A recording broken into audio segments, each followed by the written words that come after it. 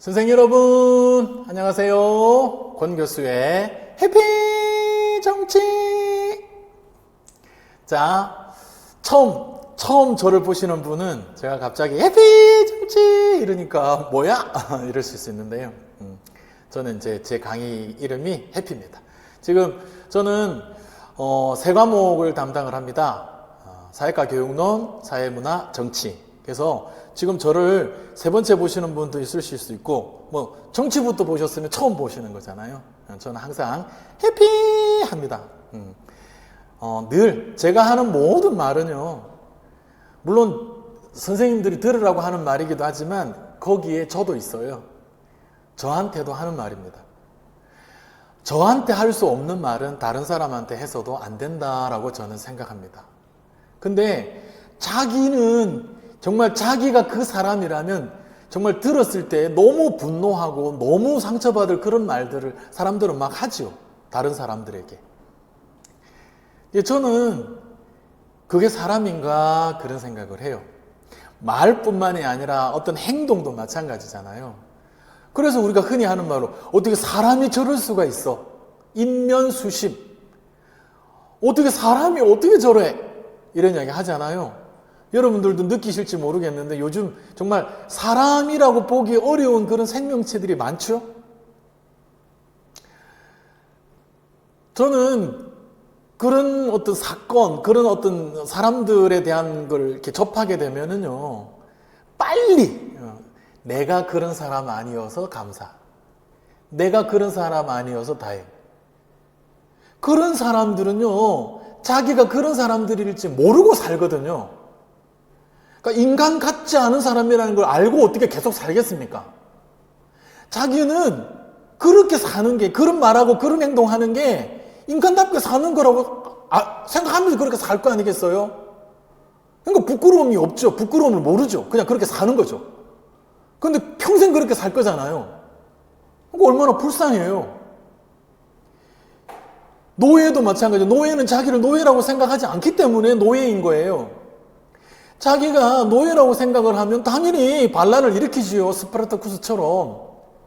자기는 그냥 좋은 주인 만나서 편안하게 잘 지낸다. 자기가 강아지처럼 저 주인이 나를 이뻐해 주면은 나는 이 삶의 가치가 있다. 이렇게 생각하니까 노예도 하나의 직업이다. 이렇게 생각을 하니까 그냥 노예 사는 거 아니겠어요? 저는 그렇게 생각을 합니다. 예. 자기한테 할 수 없는 말을 다른 사람들한테 한다? 자기한테 할 수 없는 행동을 다른 사람들한테 한다? 우리는 그런 사람들 아니죠. 그죠? 그렇잖아요. 그러니까 저를 만나신 거예요. 우리가 선생님이 되어서 학생들 앞에 섰을 때 나한테 할 수 없는 말을 학생한테 하면 안 돼요. 야, 너 이것도 아직 모르니? 아니, 어떤 학생이 우리한테 와서 선생님 그것도 모르세요? 이야기하면 우리 좋아요? 선생님 그거 안 배우셨어요? 에이! 그러면 우리 기분 좋아요? 그런데 우리는 왜 학생들한테 야 그것도 아직 모르니? 너 이거 아직도 안 배웠어? 그러면 하잖아요 솔직히. 극단적인 말로 엄마 아빠한테 뭐 배웠니? 제가 어렸을 때 친구들끼리 농담 삼아 그런 말 있잖아요. 야 니네 엄마도 너 낳고 미역국 드셨다니? 야만의 시절이었어요. 그런 시절을 우리는 살아냈네요. 그러면서 배워야 되잖아요. 그러면 안 된다는 거. 그죠? 그래서 해피를 제가 왜 해피하느냐 하면 우리 대한민국 정치가 해피해서 해피한 게 아니에요. 내 삶이 해피하니까 해피한 게 아니에요. 그냥 해피한 거예요. 그냥. 해피한지 해피하지 않은지를 따지는 것 자체가 의미 없습니다. 무의미한 것이 거치는 게 아니라 그냥 그거는 자살행위예요. 왜? 행복한지 않은지 생각하잖아요. 100% 결론은 불행입니다.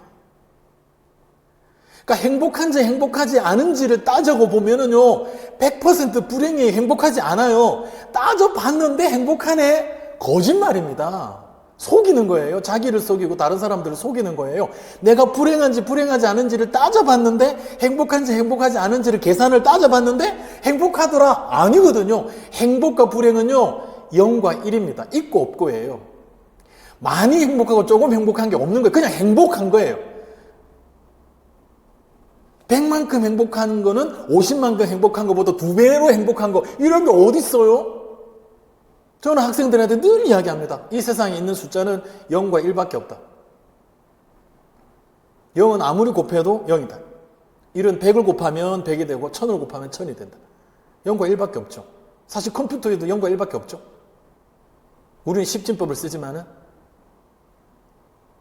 그러니까 여러분, 우리는요, 칸트 선생님이 하신 말씀, 정언 명령이에요. 그냥 무조건 행복해야 합니다. 살아있으니 행복한 거예요. 우리가 이렇게 보고 있으니까 행복한 거예요. 임용시험 공부하고 임용시험 칠 수 있는 게 행복한 거예요. 점수가 잘 나왔으니까 행복하고 점수가 기대만큼 안 나왔으니까 불행하고, 아니라고요. 명심하세요. 여러분들, 정말 지금 기간제 선생님도 계실 수 있는데, 우리가 학교에서 정말 학생들 앞에 섰을 때는요, 가장 행복한 모습을 학생들에게 보여야 합니다. 불행한 모습을 보여요? 심지어 부모님이 돌아가셔도 수업을 해야 될 상황이면 완벽한 수업을 해야 합니다. 얘들아, 선생님 엄마가 돌아가셔서 미안하다. 내가 오늘 수업을 좀 제대로 못할 수도 있겠구나. 그럼 학교를 그만둬야 돼요. 그런 게 어디 있어요? 어제 오랜만에 친구들 만나가지고 술을 좀 많이 먹었더니 쌤 컨디션이 좀 안 좋다. 미안하다. 학생들이 무슨 죄 졌습니까? 학생들이 뭘 잘못했습니까? 아니거든요. 학생들은요, 정말 우리를 보면서, 우리 선생님들을 보면서 학생들은요, 나도 선생님처럼 살아야지 해야 합니다. 나도 선생님같이 어른 돼야지. 나도 선생님같이 행복해야지. 나도 선생님처럼 행복하게 살아야지. 늘 그냥 그렇게 아이들이 자극을 받아야 돼요. 야, 저 선생님도 선생님 되려고 뭐 임용시험 준비하고 뭐 들리는 말로는 뭐 초수도 아니고 한 4번, 3번, 뭐 3번, 4번 준비해서 됐다 그러는데, 저렇게 선생님 되고 싶어서 선생님 됐는데도 선생님을 그냥 뭐 할 게 없으니까 선생님 하는 것처럼 꾸역꾸역 저렇게 선생님 하고 있네. 아이고, 세상 답이 없네.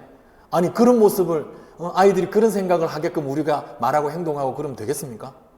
절대 그러면 안 됩니다. 자, 아시겠죠? 빨리 그냥 해설 강의나 좀 하세요. 해설 강의 구경하러 왔지 뭐 그런 이야기 들으러 왔어요? 죄송합니다. 자, 2024 학년도 우리 일반사 임용시험에서 정치 문제는요, 2.5 문제 출제가 되었습니다. 아니, 2.5 문제가 뭐예요?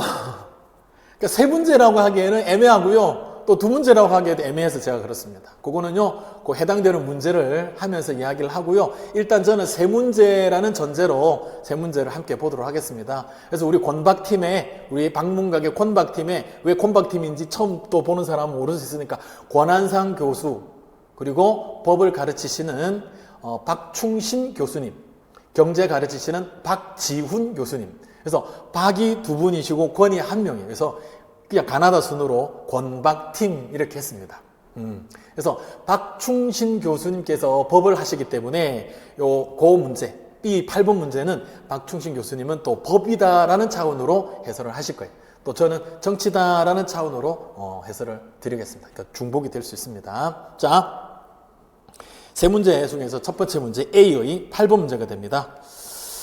늘 3문제 나왔던 거는 아닌데, 최근에 정치 문제가 좀 줄었습니다. 근데 저는 정치 문제가 이게 줄었다 해서 이게 공부할 게 준 게 아니기 때문에, 저는 솔직히 제가 사회문화 해설 강의할 때는, 사회문화 출제위원들이 좀 그렇다 이야기 했는데요. 정치도 마찬가지입니다. 정치는 너무 쉽게 출제한 게 아니고요. 너무 엉뚱한 문제를 출제했습니다. 늘 내던 것을 흔히 말해서 뒤통수 탁 치듯이 늘 내던 것, 정부 형태라든지 선거 제도라든지 국제정치 이론이라든지 정치 사상이라든지, 그러니까 좀 자주 나오던 것을 싹 빼버리고요. 뭐지? 이런 거. 생각보다 그동안에 많이 출제가 안 된 게 유엔의 어떤 기구, 유엔 기구의 어떤 특징이나 이런 것들도 되게 자세하게 지금 물어보고 있고요. 그래서 좀 뒤통수 맞은 그런 느낌이 듭니다. 그러니까 저는 솔직히 말씀드리면, 물론 준비 열심히 하겠습니다. 그래서, 내년에 정치 강의를 제가 해야 하는데, 어떤 걸 강의를 할까? 사실 조금, 이렇게 됐습니다. 근데 저는 이 상태로 강의 들어가면 안 된다고 방금 제가 말씀드렸잖아요. 고난상 교수 강의를 딱 들으면 다 맞을 것 같다, 확신이 든다, 이렇게 제가 준비를 해서 강의를 시작할 것이기 때문에 여러분 꼭 그때 만나기도 하고요. 혹시나 한 번 더 하셔야 된다면. 자, A의 8번 보겠습니다. 자, 민주주의는 한 사람 군주정. 자, 고대 아테네를 포함한 고대 그리스 쪽에서 보면 이제 한 사람은 이제 군주정이죠. 6가지 정부 형태, 6가지 민주주의, 6가지 정치 형태를 이제 분류를 하면서 가장 좋은 게 정말 탁월한 군주. 플라톤이 말했던 그런 철인, 그렇죠? 탁월한 군주. 자, 그래서 한 사람 군주정. 소수 귀족정입니다. 귀족들은요, 생산활동에 종사하지 않아도 되기 때문에 공부를 많이 할 수 있었어요. 그래서, 근데 한 명으로는 부족하다? 뭐 배운 여러 명. 그래서 귀족정이 두 번째로 좋은 정치 형태다. 그리고, 대중에 의한 지배. 이게 이제 좋은 민주주의. 좋은 민주주의가 세 번째. 그리고 네 번째는 안 좋은 민주주의. 네 번째. 다섯 번째는 귀족정이 안 좋은 것. 과두정이고요. 과두정. 가장 안 좋은 것은 한 명밖에 없는데 이놈이 아주 나쁜 놈인 것. 참주정입니다. 그러니까 이렇게 6개가 좋은 것부터 이렇게 쭉 이렇게 순서가 간다고 그랬어요. 자, 뭐 그거는 이제 뭐 넘어가고요. 자, 고대 아테네에서는 시민이 직접 의사결정을 하는 직접 민주주의를 실행하였다. 그렇죠? 영토가 좁고요. 이게 보통 도시국가 폴리스잖아요. 영토가 좁고요. 또 영토가 좁으니까 그 폴리스의 구성원들도 적고요. 그리고 폴리스의 모든 구성원들이 다 정치에 참여할 수 있는 거 아니죠? 15% 정도였다고 봅니다. 그렇죠? 자유민인 성인 남자들만. 그렇죠? 그래서 여자, 노예, 외국인들은 제외되었다. 요것도 기출입니다. 자, 어쨌든 직접 민주주의를 실행을 합니다.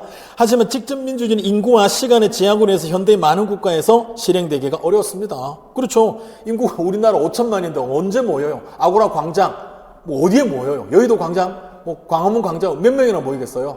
그죠? 그럼 인터넷으로 보면 되잖아요. 인터넷으로 모이면 되잖아요. 그게 전자민주주의 이야기 하기는 합니다만은 직접 민주정치 요소가 강화된다 그러긴 하지만은 만만치 않잖아요. 그죠? 그것도 신속하게 바로바로 안 되는 그런 사람들도 여전히 있는 거고요.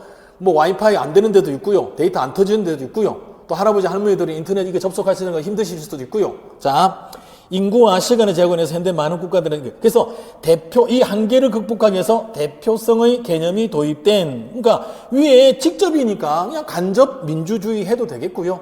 간접 민주주의 해도 되겠고요. 또 대표성의 개념이 도입된 그랬으니까 뭐 대의 민주주의라고 표현을 해도 되겠습니다. 대의 민주주의라고 쓰면은 뭐 점수를 더 주고 간접 민주주의라고 쓰면은 점수를 덜 주고 설마 그러겠어요? 그렇죠? 자, 또한 절대 군주의 자의적인 법 집행을 막기 위해서 그렇죠? 국가 권력이 법에 따라 행사되어야 한다라고 하는 뭐가 법치주의입니다. 법치주의. 뭐 다른 표현보다는 그냥 간명하게 법치주의. 법치주의가 뭐예요? 국민의 자유와 권리를 제한하고자 할 때는 미리 정해진 성문의 법률에 그 절차가 있어야 한다. 그것에 따라서 국민의 자유와 권리가 제한되어야 한다. 제한정부론, 로크의 제한정부론도 연결이 되고요. 그러니까 제한이 안 되면 제한이 되어야 되는데 그렇지 않고 막 하면은 저항권 행사하자. 그게 바로 시민혁명이다. 그래서 시민혁명은 로크의 승리다라고 평가를 받기도 하죠. 자, 법치주의. 자, 간접민주주의, 대의민주주의는 국민의 의사가 정치에 반영되지 못하거나, 그렇죠? 대표의 실패라는 표현을 합니다. 국민의 의사가 반영이 돼야 되는데, 정당이나 정치인이나 특정 집단의 의사가 반영이 되는 것. 그래서 국민의 의사가 반영이 제대로 되지 못하는 것을 대표의 실패라고 하죠. 자, 대표는 열심히 하고자 하나 국민들이 관심이 없을 수도 있어요. 국민의 정치적 무관심을 초래할 수 있습니다. 왜? 애초에 홉스도 그렇고요. 로크도 그렇고요. 사회계약설로 정부를 구성하잖아요. 그렇죠? 물론 이제 홉스와 로크 차이가 있습니다만은 뭐 하려고 그래요? 뭐 하려고 사회계약을 통해서 정부를 구성하고 홉스는 리바이어든 절대 군주에게 통치권을 몽땅 주고요. 그렇죠? 로크는 입법권을 우위에 두는 그 이권 분립, 의회를 통해 가지고 니네들이 해라. 왜 그래요? 뭐 하려고?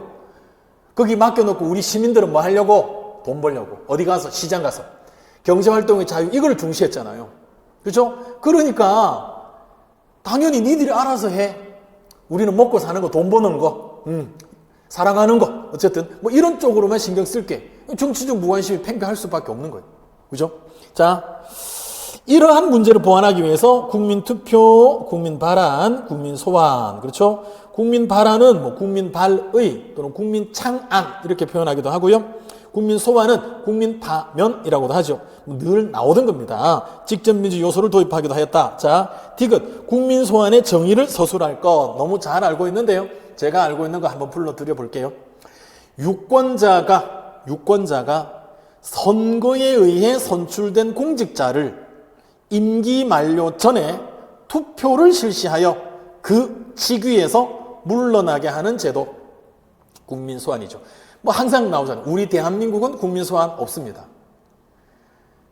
여기 해당되는 것은 국민이기 때문에 대통령이라든지 자 국가 전체를 대상으로 하는 거잖아요. 그러니까 국회의원이라든지 대통령이라든지 이제 여기에 대한 국민소환일 수 있는데 이거 없죠. 왜? 이걸 뭘로 만드니까? 법률로 만들잖아요. 그러니까 법률로 만드니까 대한민국 국회의원들 자기들이 국민소환될 수 있다고 법을 만들겠다요? 우리도 나도 잘못할 수 있다.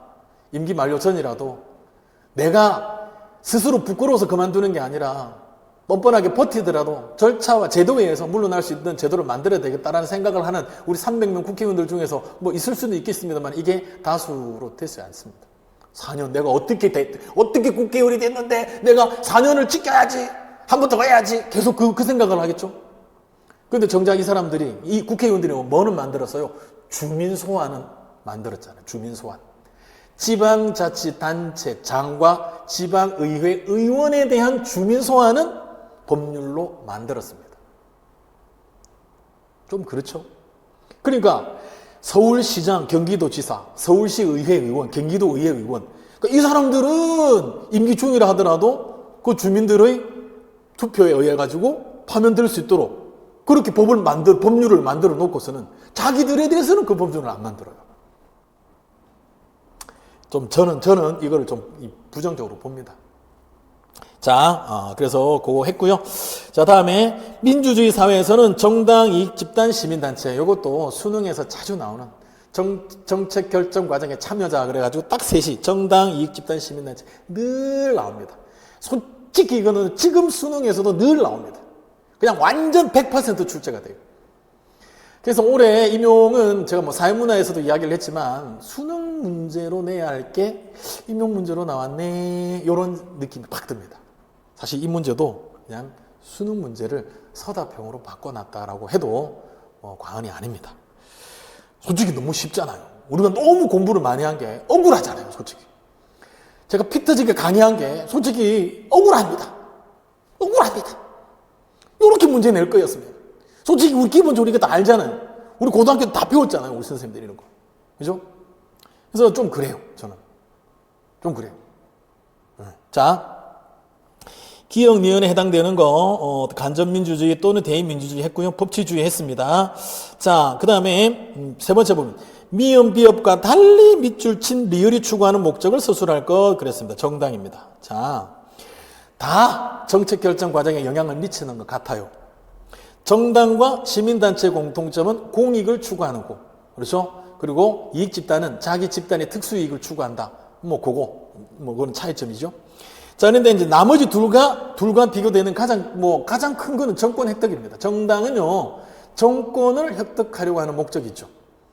정권을 획득하는 게 결국 뭐예요? 대통령을 선출하고, 자기 정당에서 대통령이 나오거나 대통령제라면, 자기 정당에서 의회 다수당이 되거나, 이거죠. 결국 이 글을 다른 표현으로 하면, 대표자를 배출한다라고 표현할 수도 있어요.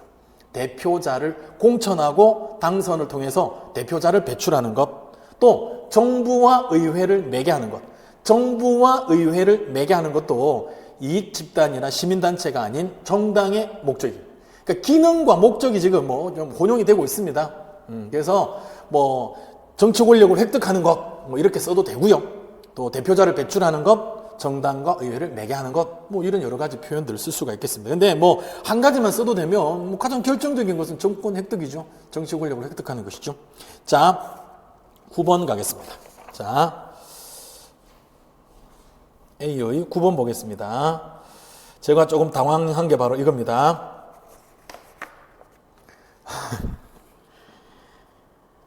제가 사회문화 때도 뭐 이야기를 하고 사회과 교육론에서도 이야기를 했고 제가 적중 뭐 이런 이야기를 잠깐 했었습니다. 근데 요건 제가 적중 못했습니다.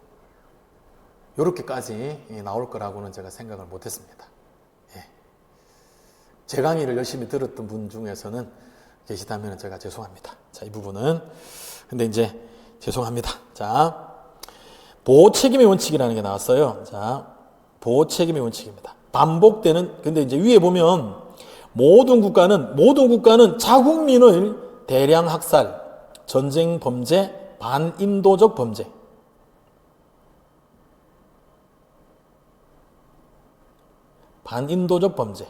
그리고 또 하나가 인종 청소. 다양한 인종으로 구성된 국가 같은 경우에는 요 특정 인종이 다른 인종을 아예 말살을 하려고 하는 인종 청소. 정말 끔찍한 용어다, 그죠? 이걸 이제 4대 범죄라고 합니다. 대량 학살, 전쟁 범죄, 인종 청소, 반인도적 범죄 등으로부터 자기 나라 국민을 보호해야 돼요. 어떤 국가가 있다면, 이게 이제 어떤 지역 간, 종교 간, 그렇죠? 뭐 인종 간, 뭐 민족 간의 대립으로 인해서 특정 국가 내에서 이런 일이 일어날 수가 있는데, 근데 이게 안 돼요, 이게. 보호가 안 돼요. 그러면 우리가 내버려 둘 건가, 이거예요. 이 국제사회인데, 분명히 저기서 부당한 어떤 목적에 의해서 특정 인종이 나머지 다른 인종을 지금 말살하고 있는데, 내정 불가서 이래가지고, 어쩔 수 없다. 이럴 건가? 그건 아니지 않느냐? 당연히 여기는 논쟁이 있습니다. 찬성하는 입장도 있고요, 반대하는 입장도 있습니다. 얼마든지 그 입장이 우리가 꼼꼼하게 생각을 해보면 그 입장이 다 그럴듯합니다. 그러니까 그거 반대하는 사람들은 뭐 인권에 대한 생각이 없어가지고 반대하는 게 아니고요. 그 명분을 내걸면은 그냥 그 과정에서 그 나라를 실질적으로 지배해버릴 수도 있잖아요. 도와줄게 하면서도 실질적인 그 식민지처럼 부려버릴 수도 있는 거 아니에요, 얼마든지. 그러니까 애매하다라는 거예요. 지금 그래서 현재 논쟁이 있어요, 논쟁. 자, 어쨌든 두 번째 단락으로 가서 반복되는 집단학살 등을 위해서 말했던 그 4개 4대 범죄를 막기 위해서 국제사회는 2005년 유엔 세계 정상회의에서 심각한 인권 침해로 이어질 수 있는 대규모의 인명 손실이 발생하거나 예상될 때는 기억을 결정할 수 있는 보호 책임의 원칙입니다. 보호 책임의 원칙. 그러니까 responsibility to protection. 프로텍트 이래가지고 R2P라고도 하는데요. 줄여서 R2P라고도 하는데요. 2는 이제 영어로, 그러니까 그냥 짧게 쓰려고 숫자 2로 쓰고 R2P. 자, 요렇게 이제 표현되는 게 사실은 출제를 하면 요거를 출제를 하지 않았을까? 보호 책임의 원칙이거든요. 근데 이제 좀 더 어렵게 낸 것 같습니다. 제 생각에는. 왜 앞에 풀었던 문제가 너무 쉬웠잖아요. 그래서 요거 조금 어렵게 내려고 보호 책임의 원칙을 빈칸으로 하지 않고 더 헷갈리라고. 뭘 써야 되지? 개입? 간섭? 강제적 개입? 그러니까 여기서 시간을 많이 썼을 것 같아요, 저는. 분명히 개입이나 아니면 그러니까 내정 불간섭 이런 거 나오잖아요. 네. 왜냐하면 그 밑에 보면 내정에 개입하지 말아야 한다라는 게 나오거든요. 내정에 개입하지 말아라 게 나오잖아요. 그러면 개입이라는 글자가 나와야 될 것 같은데, 그럼 개입만 쓰면 되나? 밑에 내정에 개입하지 말아야 한다. 그럼 개입을 결정한다? 개입을 결정한다? 근데 그 간섭 아니까 내정 불간섭이거든. 내정 불간섭의 원칙? 그럼 간섭으로 쓸까? 여기서 시간을 많이 썼을 것 같아요. 자, 근데 이제 보다 일반적인 표현은 인도적 개입 또는 인도주의적 개입 또는 적자를 띄고 인도주의 개입, 그리고 개입이라는 표현 대신에 간섭이라고 표현할 수도 있습니다. 그래서 제 생각에는 아무래도 인도주의라는 표현과 개입 또는 간섭이라는 표현이 나와야 되겠다. 가장 일반적인 표현은 인도적 개입입니다. 근데 인도주의적 개입, 인도주의 개입, 인도주의적 간섭, 인도주의 간섭 이런 식으로 어쨌든 인도주의 인도적이다, 인도주의적이다 이 표현과 개입이라는 표현이 붙어 있어야 되겠습니다. 다시 말씀드리지만 가장 일반적인 표현은 인도적 개입 이렇게 5글자가 지금 뭐 가장 일반적인 것 같은데 근데 우리가 이걸 영어를 번역을 하다 보니까 인도주의라고 번역을 하는 게 더 적절하다라는 사람도 있고요. 아이고 어차피 그 의미만 통하면 되지 굳이 주의를 붙일 필요가 뭐가 있어. 그래서 인도적 개입 이렇게 표현하기도 하고요. 아이고 그놈의 적자 좀 띄자. 뭐하면 적자 좀 띄자. 그래서 그냥 인도주의 개입 이렇게 표현할 수도 있습니다. 이거는요 학자들이 정치학자들이 모여가지고 합의를 할 수 있는 게 아니기 때문에 그냥 이렇게 다양한 표현이 지금 쓰이고 있습니다. 자, 그래서 인도적 개입이라고 저는 표현할게요. 인도적 개입을 결정할 수 있는. 그러니까 인도적 개입할 때는 다양한 방법들이 있습니다. 거기에는요 군사적인 방법도 포함될 수 있어요. 그러니까 그 나라 그 사람들이 지금 막 인종 말살 당하고 있잖아요. 뭐 심지어 인종 말살 같은 경우에는요 뭐예요 막 극단적인 말 입에 담기도 뭐 그런 나쁜 특히나 여자들을 막 이렇게 아이들 막 죽이고 하잖아요. 군인만 죽이는 게 아니에요. 자, 그러니까 이런 것들은 막아야 된다. 그래서 인도주의적인 개입, 인도적인 차원에서 군사적인 개입을 통해서 할 수도 있는 겁니다. 대표적인 유엔 평화 유지군도 있잖아요. 자, 기억이 인도적 개입이 지닌 목적의 정당성은 국제사회의 기본 원칙과 충돌하여 논란의 대상이 되었다.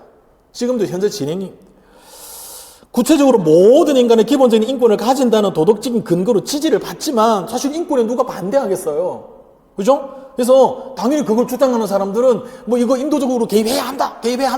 저들 스스로가 그걸 보호해 줄 수가 없는데 어떻게 나 몰라라 하느냐. 저 불쌍한 어린이들, 약한 여성들이 지금 이렇게 잔인하게 지금 죽어가고 있는데 그럼 나 몰라라 하는 거냐? 당연히 이거 통하죠.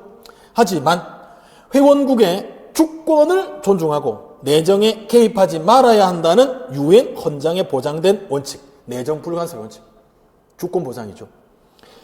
또한 실행을 위한 방법론적 측면에서도 무력 사용 금지 원칙에 어긋난다는 비판을 받기도 합니다. 방금 얘기했잖아요. 그러니까 인도적 개입에는 뭐 쌀 주고 이거 가지고 되겠어요. 지금 인종 청소가 일어나는데 집단 학살이 일어나는데 가가지고 죽이지 마 이 말만 해도 되겠어요? 그 죽이려고 하는 그 군인들을 어떻게 보면은 뭐 심지어 교전을 하더라도 또 멈추게 해야 되잖아요.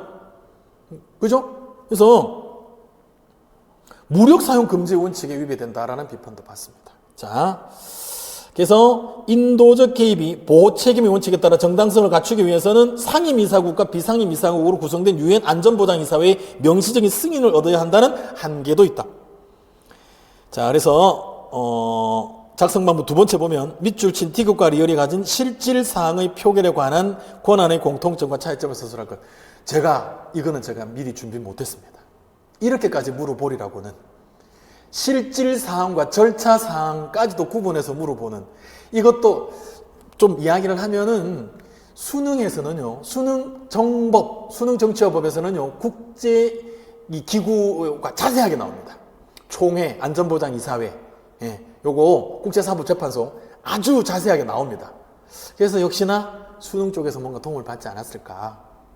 자, 공통점과 차이점은 실질사항 이 사항이 실질사항이냐 절차사항이냐를 판단하는 것도 실질사항입니다. 그래서 상임이사국 5개 나라는요 이중 거부권을 갖는다 해요. 절차사항이냐 실질사항이냐가 실질사항이에요.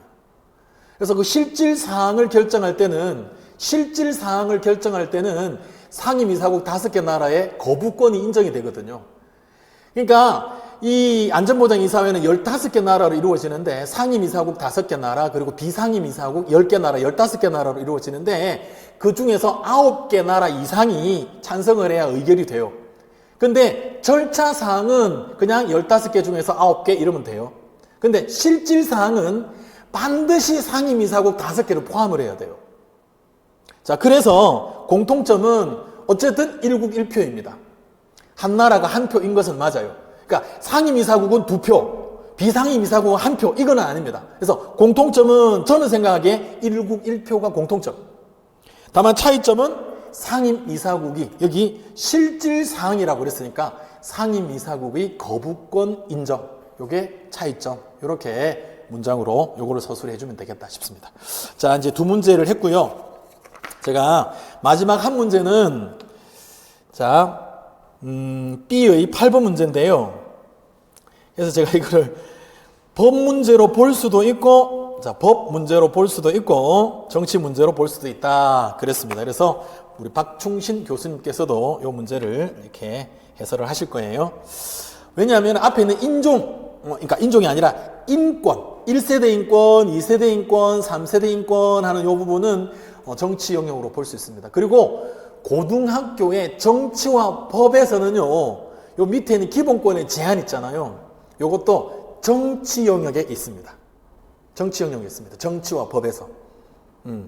근데 이제 우리 임용에서는 여기 이제 기본권의 제한이 헌법이잖아요. 헌법 37조 2항이잖아요. 그러니까 헌법이니까, 그리고 또 기본권이 침해되었을 때 이제 그것에 대해서 헌법재판소라든지 이런 것들이 그동안에는 법 문제로 분류가 되었거든요. 그래서 요거는 법 문제로 볼 수도 있고, 다만 고등학교 과정으로 보면 정치 문제, 고등학교에서는 기본권, 또 정부 형태, 즉 우리 헌법상에 나오는 그 기본권이라든지 또 국회, 행정부, 사법부 요런 것들 다 정치 쪽에서 다루거든요. 자, 그래서 이것은 정치 문제로 볼 수도 있겠다 생각을 합니다. 사실 뭐 어떤 문제로 보느냐가 큰 의미는 없습니다만은, 자, 모든 인간은 인종, 성별, 나이, 장애, 유무 등에 관계없이 사람이라면 누구나 누려야 하는 권리인 인권을 가지고 있습니다. 그렇죠? 평등권이 바탕에 깔려 있는 거예요. 인권은 모든 사람이 태어나면서부터 누릴 수 있는 보편적이면서 천부적인 것. 그렇죠? 천부 인권 사상이죠. 국가가 부여했다. 국가가 헌법에 근거해서 부여했다. 실정권이죠. 대표적으로 우리 자유권 같은 경우에는 천부인권으로 볼 수 있습니다. 왜? 헌법에 열거되지 아니한 이유로 경시되지 않는다. 포괄적 권리거든요. 그런데 사회권이라든지 청구권 이런 경우에는요, 참정권도 마찬가지. 이거는 헌법에 열거되어 있어야 국가의 그 요구를 할 수 있는 거기 때문에 이것은 실정권적인 성격이 강하다고 볼 수 있습니다. 천부인권이고요. 자, 그리고 인권은 누구나 침범할 수 없는 불가침의 권리이며 박탈당하지 않고 영구히 보장되어야 한다. 현대 인권 개념은 유럽에서 시작되어 많은 문화와 문명을 거쳐 발전되었다. 인권 개념의 발전을 세대를 거쳐서 개념화한 대표적인 사람이 바로 프랑스의 법률학자 카렐 바사크입니다. 이름이 바사크예요. 바사크 이렇게 해서. 그래서 선생님들이 항상 강의하실 때 이것도 이제 수능에서도 또 나오기 때문에 윤리에서도 나옵니다. 인권 이런 거 나오다 보니까 국제평화윤리 뭐 이런 거 할 때도 나옵니다. 그래서 여러 과목의 선생님들이 카렐 바사크를 이야기를 해요. 이 이름을. 근데 이제 이름이 바삭이잖아요. 과자, 바삭. 항상 이 말을 언급을 하시죠. 카렐 바삭. 1세대 인권, 2세대 인권, 3세대 인권입니다. 자, 1세대 인권은요, 정치적 권리. 대표적으로 자유권. 그죠? 그러니까 정치적 권리, 그러니까 짧게 표현을 하면 뭐 정치적 권리라고 표현을 할 수 있지만은 여기 안에는 그래도 대표적인 것은 자유권입니다. 국가로부터의 자유죠. 자, 국가로부터 이제 벗어나서 자유를 누리는데 제대로 교육을 못 받고, 그렇죠? 건강관리도 못하고 굶어 죽고 이러니까 안 되겠다. 야, 국가가 적극적으로 나서가지고 내가 인간답게 살 수 있게 해다오. 나도 문화생활 좀 누리고 살자. 그래서 국가에다가 이제 요구하는, 이제 짧게 보면 이제 사회권, 복지권에 해당되는 게 2세대 권리죠. 그래서 경제적, 사회적, 문화적 권리라고 합니다. 그리고 오늘날은 세계화 시대잖아요. 지구촌 사회잖아요. 자, 그래서 이 특정 나라, 앞에서 나온 것처럼 그 보호 책임의 원칙과 관련지어서 제가 정치 문제의 성격이 있다라고 이야기한 거예요. 자, 다른 나라 도와야 되잖아요. 이 나라와 저 나라의 같은 지위를 가진 뭐 노동자가 되었든지 또는 어떤 특정 질병을 가진 사람이라든지 또는 뭐 환경 활동을 한다든지 그래서 서로 이렇게 연결될 수 있잖아요. 그래서 이 무슨 권리, 자, 1세대가 정치적 권리, 2세대가 경제적, 사회적, 문화적 권리. 그랬으니까 3세대는 연대적 권리, 이렇게 표현을 하는 것이 흔히 말해서 이제 주임새도 다 맞지 않을까. 무슨 적 권리, 무슨 적 권리. 연대적 권리 또는 집단적 권리, 단결적 권리. 어쨌든 이 나라의 뭐 시민단체가 되었든지 또는 정부기관이 되었든지 또는 지방자치단체 기관이 되었든지 간에 서로 연결하는 거예요. 그래서 우리가 함께 뭐 지구온난화 문제를 우리가 해결해 보자. 또는 기아 문제를 우리가 함께 서로 도와서 해결을 해보자. 이런 식으로 할 수 있기 때문에 연대적 권리, 짧게는 그냥 연대권 또는 집단권, 단결권 이렇게 표현할 수도 있는데 단결권 이러니까 또 우리 국내 노동자 뭐 이런 식으로 갈 수도 있어가지고 연대적 권리가 가장 일반적인 표현이 되겠습니다. 근대 이전의 사회에서는 일부 계층을 제외한 대다수의 사람들이 보편적 인권을 보장받지 못하였으나 근대 국가에서는 인권을 확고히 보장하기 위해 헌법에 구체화하였습니다. 그래서 헌법에 구체화했으니까 이거를 기본권이라고 하죠. 기본권은요, 헌법에 규정된 국민의 권리입니다. 기본권입니다. 그래서 헌법상 기본권이라는 표현을 쓸 필요가 없습니다.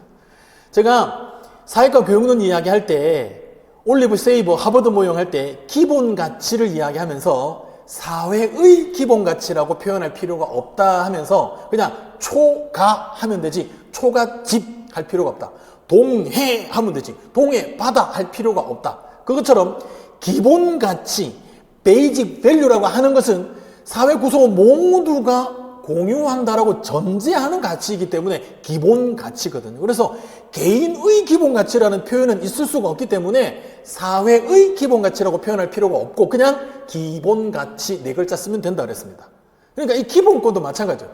헌법에 규정된 인간의 인권, 국민의 권리가 기본권입니다. 그래서 헌법상 기본권이 있고 법률상 기본권, 시행령, 명령상 기본권 말이 안 됩니다. 법률상 기본권 말이 안 돼요.